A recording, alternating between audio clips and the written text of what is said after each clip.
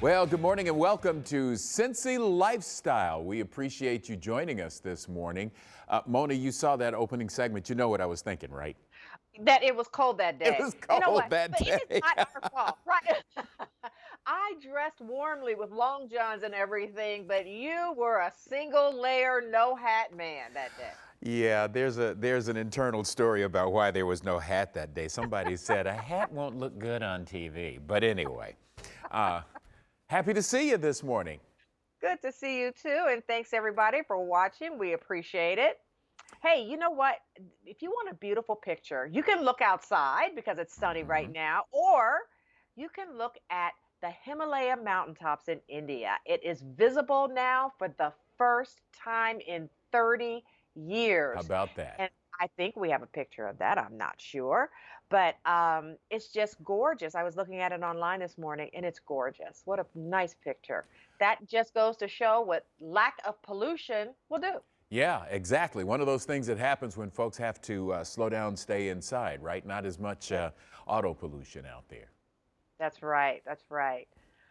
And you know what else we were looking at today? I don't think we have that picture, but Google it. It's beautiful.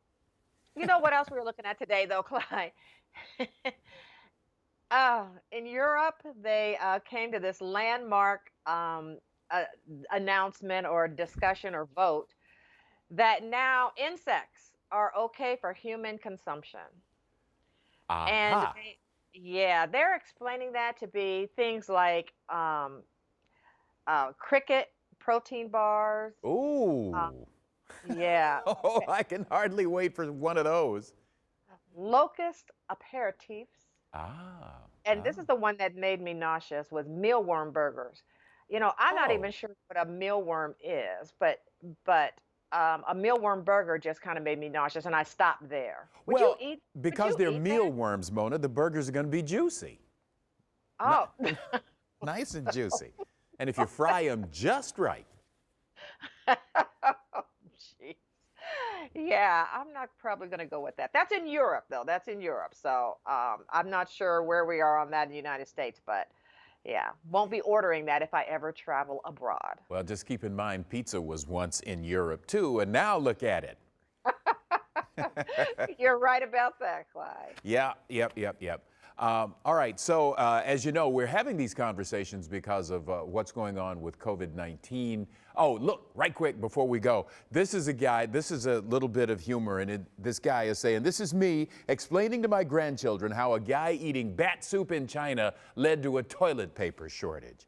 Just a little way of keeping us keeping us focused on what's going on. But of course, there's plenty to talk about on the serious side of the coronavirus epidemic, now pandemic. And now a new strategy in the fight against the novel coronavirus. Blood plasma donated at such places as the Hawksworth Blood Center. But how does this work? And who will it help? Well, to kind of give us some answers about that, tell us a little more, is Dr. David O., the Chief Medical Officer at Hawksworth Blood Center. Dr. O., thank you for talking with us this morning. Thank you for having me. Indeed. So Ohio's Lieutenant Governor John Husted recently said plasma therapy will be used statewide for COVID-19 patients. So help us understand what plasma therapy is and exactly how it will help. Yeah, so the specific type of therapy they're talking about is convalescent therapy. So we will try to identify people who have actually been infected with COVID-19 and have recovered. And then after a certain period of time, 14 to 28 days, if we do additional testing that is negative, showing that they've cleared their infection, or 28 days after their symptoms have all resolved, we will collect these specific individuals and they have fought off the virus. So there's something in their plasma called antibodies that we hope will be helpful for people who are actively sick who get transfused with this plasma. Well, that's fascinating, but this is not exactly a new therapy, right? What's the history behind this?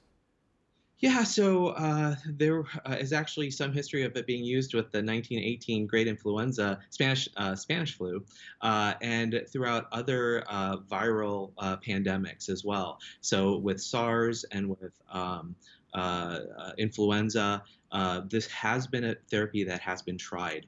I want to caution people that this is an unproven therapy. And so these are all being transfused under what we call an IND. And so FDA has to approve the use of this for every time that it's used. And when it's used, who will be eligible for plasma therapy? Yeah, so it'll be people who are actively sick, and typically they'll be moderately to severely sick. Okay, and for those people who are healthy, is there a role? Yeah, for sure. So the general donors that we have donate who have not had a documented infection with COVID-19 are probably not likely to qualify for this program. We are really looking for people who have had a diagnosis of COVID-19 while they were sick, or it was very highly likely that they had COVID-19, but were unable to be tested because of test shortages. And just briefly, Dr. O, how long will it take for this to ramp up to the point where it really makes a difference? Yeah, so that's a great question. It is a completely new product for us to be rolling out. So we hope to be collecting very shortly and then distributing afterwards. Okay, all right. So if people want to donate blood or plasma, how can they get more information or set up a time to donate for that matter? So we've had so much interest, people who want to do this, right? So we're really asking for people who have had a diagnosis to contact us, or very, very high likelihood. We have an email address that we've set up, Hox COVID-19, so HOXCOVID19 at uc.edu. And the other way to do this is to go to our website at hoxworth.org. And it's one of the very first links. And there's a form on there for people who think that they may qualify to fill out. And then we will contact those individuals who fill that form out. Again, it's very likely that people will not be eligible, but we're pleading people who have actually been diagnosed to come and contact us, and we'll contact them. Well, let's hope this works, Dr. O, and thank you so much for talking to us. Great. Thank you very much. All right, Mona. All right, finally, a story that's right up my alley. If you don't normally cook, like I don't, getting takeout is a solid option, and it's never been easier than it is right now. Local businesses are offering high quality meals with curbside pickup. And our sweet Allie Martin just sacrificed and went to one of those places to see what they have to offer. Good to see you, Allie. And this is a great story for everybody. So take it away.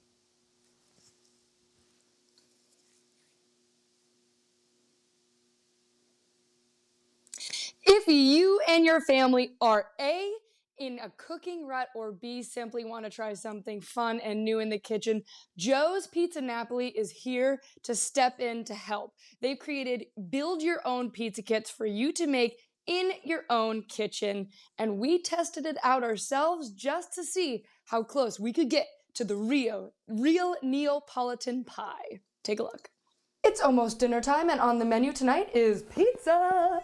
Inside this Joe's Pizza Napoli box is a complete pizza starter kit with all the ingredients necessary to build your own Neapolitan pizza in your kitchen. And he's gonna give us some do's and the don'ts to make it the best it can be, and we're gonna give it a go ourselves. Let's do this. Okay, so Joe, in the pizza kit, there are all the ingredients that someone might need to make and try to replicate your Neapolitan style pizza. Tell us the best way to make a pizza in our own kitchen with what you give us. Okay, that's the beauty of it, really, is your own creation. And you can take the dough out, try and make it as round as possible, your shape, your artesian spin on it, or you can flatten it out on a cookie sheet. You can even combine the two dough balls and let it rise to make a pan pizza out of it. But it's truly your creation. So I'm gonna make these and turn these into rectangles because I have the rectangle pan. If you're kneading out the dough, what would you say is a pro tip to give someone who might be making this pizza at home? So before you take the dough out of the box, I think something to remember is flour is your friend. All right, this time I'm gonna get the flour ready to roll. You don't want to take the dough out, unwrap it, put it on a cold counter. It's going to stick. I'm wondering if there's such a thing as too much olive oil, because I feel like I went rogue. We're about to find out. What has been the feedback so far? You know, people are at home, they want something to do, they're spending more time with their kids, and what better time to spend with your kids is in the kitchen. And I was talking to some of our employees and stuff, and when we do get table service back, should we offer a kids make your own at the table? And then we kind of thought, we could try it. We'll see how that goes. That's a really fun idea. Back in the oven it goes until it's done. Would you ever consider doing adult classes when this passes?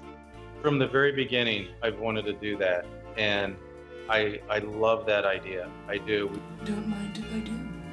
Slice over here, slice over there, slice over here. What is the one thing that you want to tell our community about what's going on during this time? Just first and foremost, from where I'm standing, thank you. We're open. I'm making dough right now. I have a batch going because of you, and you keep coming back. So thank you so much. We'll get through it. Yeah. Well, Joe, I definitely appreciate you taking a slice out of your day to talk to us, and it's always a pleasure. Thank you, Allie. Check this out. What? It smells so good. I can't wait to eat it.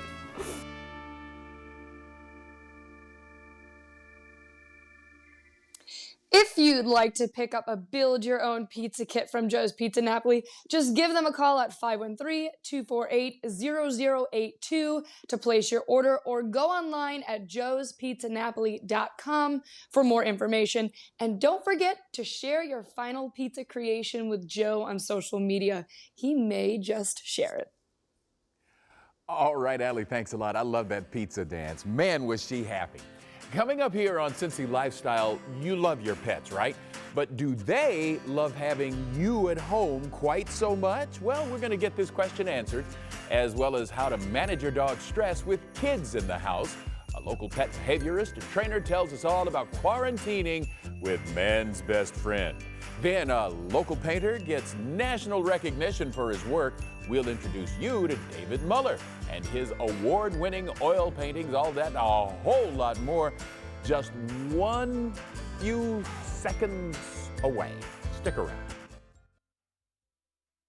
Welcome back. You know, for many of us, being able to work with your four-legged best friend while you're at home can be relaxing. But how does your pet feel about having you and the kids around all the time? That's the question. And with the answer right now to that and other questions, I want to welcome Lisa Desatnik, certified dog trainer and owner of So Much PETential. PETential, get it? See what she did? Lisa, thank you so much for talking with me. Sure. Hi, Clyde. Clyde, it's great to see you. Likewise, likewise. So let's get right to it. Do animals like having us home all the time, or does it kind of stress them out a little bit?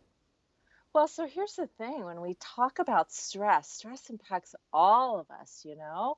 I mean, here we are home all the time. We can't see our family, our friends. We're not at work. Some of us have lost jobs. So when we talk about how that impacts our pets, absolutely, they can mirror the anxiety that we feel. So there's been research that has shown that. Having said that, I'm sure that many pets are enjoying that extra time, extra exercise, extra outdoor time with their families right now. What we've got to be careful of also is that when things do get back to normal, you know, that's when we may see some separation issues, because now they're getting into a new kind of routine. And so all of a sudden their people aren't around. They're having to be by themselves a lot more. So there's going to be some major shifts with that. So Lisa, let me jump in right quick, because what you're suggesting here is that everyone's schedules have been kind of upended enough as it is already. Going back to the normal schedule will affect the pets too, yes? Oh, absolutely it will. So we've got to keep that in mind right now. And there are things that you can do to help that. Keeping to your routine as much as possible is going to be very helpful. So if you were used to taking your dog out in the morning, coming home, taking your dog out at lunchtime, and then in the evening, try to keep to that as much as possible. The other thing is practice leaving your house without your dog, making exits and entrances kind of boring.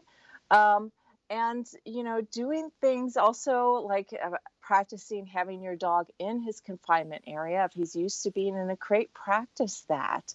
We want to make this as easy of a transition when things do go back to normal as possible. So one for more our time, pets. I hate to interrupt, but we're losing time here, and I want to make sure I get to Sure, this question. absolutely. So we're spending time at home with the kids. With the pets rather? What's the best use of that time in just a few seconds left? Okay, so first of all, a perfect time to be doing training with your dog because there's so many things that you can work on now. The other thing is go to feeding from activities like food dispensing toys or training or scent games. Those kinds of things are going to really work your dog mentally and physically, which is going to be very helpful for your dog.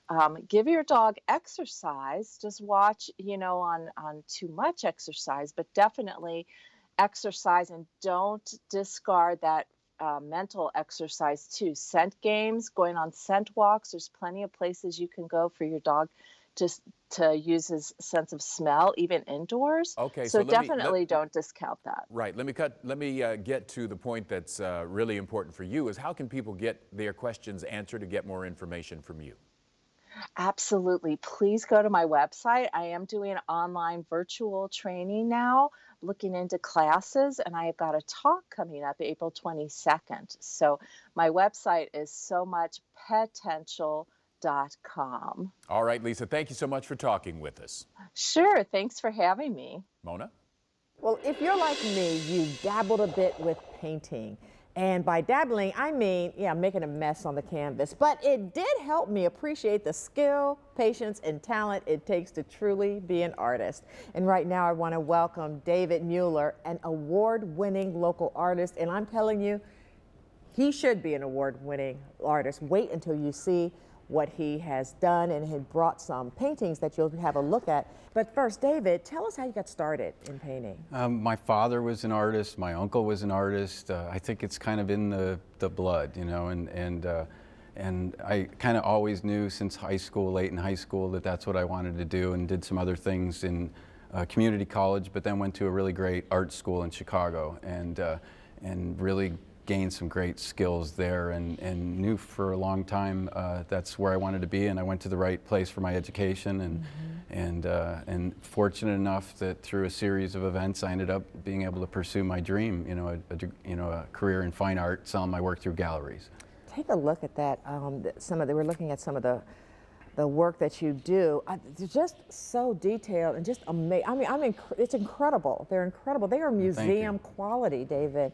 And you recently took first place at the Virtuosos of the OPA. Yeah, the Oil Painters of America is a national organization. Artists are kind of the quintessential birds of a feather. They like to flock together and be part of organizations. There's local ones, there's national ones. And the Oil Painters of America is a national organization, and it really nurtures artists and supports artists and offers pretty significant awards at these juried shows. There's probably 3,900 members in the Oil Painters of America. About 2,200 will enter a show, but only about 200 paintings will get in the show, so only about 10% of the people get into the shows. This particular show, the Virtuosos, was even sort of the upper two levels of the membership of this, and I received this award from Daniel Green, who's a nationally known, very significant artist in American art, still living, and to receive the award from him was extra special. How did you feel when you found out you won? In fact, my significant other, Mary Beth Karras, who's also a professional artist, she won third place, and I knew she was going to win a prize for her painting, and we had no idea. And when they called my name for first place, she and I were just shocked and thrilled, and so it was a great experience. Now, oil painting can be tricky, can it not? Yeah, so do you have any tips for our viewers out there that may be trying their hand at oil painting? Yeah, it's just every medium has its own challenge. I teach 2 days a week, and what I teach is not so much about the medium, because they all have their own challenges, but the end, the means to the end is varied, but you're always trying to look for great design in a composition, and you're looking for great draftsmanship and drawing in your painting. And then oil paint is actually a little bit easier than some mediums because it stays wet for a while and it's malleable and you can move it around, you can change it. When it dries, you can paint over it if you don't like what you've done. So it can take on a little bit of a life of its own and evolve as you're going. So oil paint is probably easier than things like acrylic and watercolors, which you have to do very direct and very immediate. Mary Beth used to do a lot of watercolors, and it's a skill because you can't change it once it's down. Whereas oil paintings you can modify and change a little bit. But So I want to make sure that people know where they can find more of your work, how they can, because a lot of it is for sale. yes, And where can they find you, David? DavidMullerFineArt.com and MaryBethKaris.com. We both have our own websites with our work. Good for you, plugging her work as well. And you also do commission portraits as well. I do. I've got a a few gubernatorial portraits that hang in the State House, and I've done the CEO of Procter & Gamble and things like that, so I do. And there's information on my website about commissioning a portrait. All right, David, thank you so much Thanks for so sharing much your for work having with me. us. We really appreciate it. Thank you. Clyde?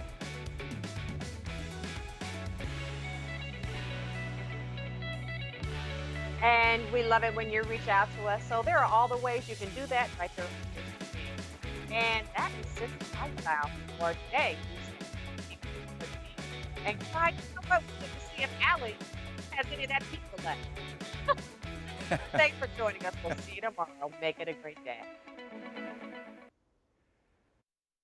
Hey, thank you so much for watching our video. Now, if you liked what you saw, hit the subscribe button. You can also check out full episodes of the show you've never seen before or watch your favorites again and again. And as always, be sure to make it a great day.